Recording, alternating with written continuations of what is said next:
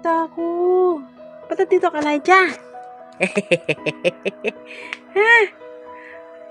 Alam na alam mo yung pupuntahan mo ah. May bisita si ate. Si Mami Lydia. Oh. Anak ng apo. Sarap naman ang pakiramdam niyan.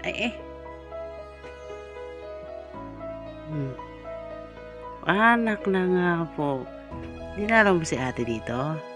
So, nilibas kasi siya guys, na alaga ako. So, nagpunta rito siya.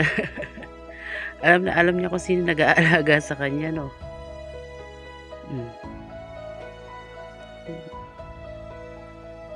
Anak ng apo. Feeling comfortable ay.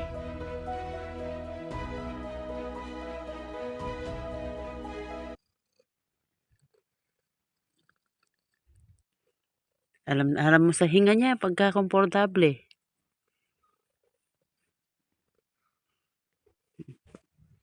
Tutulog ka dyan? Tutulog ka dyan, Memeng?